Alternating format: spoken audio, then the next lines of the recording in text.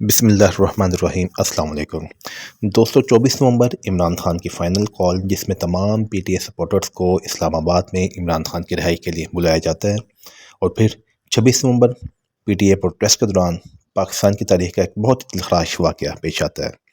ایک طرف رینجرز اور پولیس کی لاشیں، اور دوسری طرف معصوم لوگوں کی لاشیں۔ غرض اپنے ہی اپنوں کو مار رہے ہیں، اور مروانے والے کون ہیں؟ ہمارے سیاستدان اور حکمران۔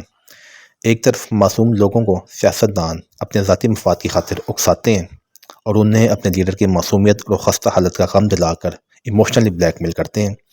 ساتھ ہی ساتھ انہیں ان کی قومیت کی للکار دے کر اکساتے ہیں کہ آپ ایک غیرت مند قوم ہیں، لہٰذا اپنی عزت کی خاطر خالی ہاتھ واپس نہیں آنا۔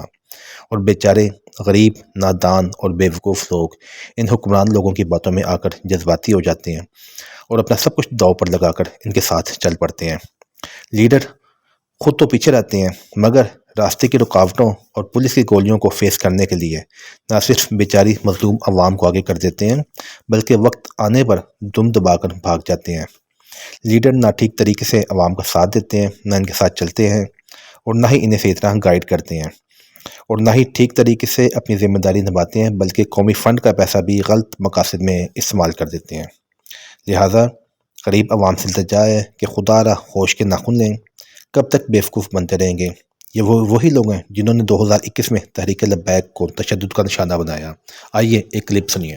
تحریک انصاف والوں کو میں ایک چیز یاد کرا دوں پروگرام ختم کرنے سے پہلے، بالکل آپ کا حق ہے، اور بالکل چادر اور چار دیواری جو ہے اس کی پاسداری ہونی چاہیے اور اس کی پروٹیکشن ہونی چاہیے، لیکن یہی بات ہم آپ کو کہتے تھے جب آپ تحریک لبیک کے لوگوں پہ بے انتہا ظلم کر رہے تھے، اور آپ نے تحریک لبیک کے 44 کے قریب لوگ شہید کر دیے، جس میں حافظ قرآن بھی تھے کئی، اور ان میں کوئی اپاہج لوگ بھی تھے، نابینا افراد بھی تھے، میں ان کو جانتا ہوں، اور وہ شہید ہو گئے۔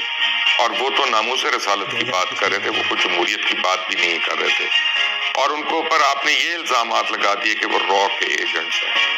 تو ایک بات یاد رکھیں، میں آپ کو اس وقت بھی کہتا تھا، آپ لوگوں نے میرا بھی پروگرام بین کیا ٹی وی سے، یوٹیوب کے اوپر آپ نے مجھے بین لگوایا، مجھے فونز کروائے، کڑیاں دلوائیں کہ مت تحریک لبیک کے لیے کوریج کرو۔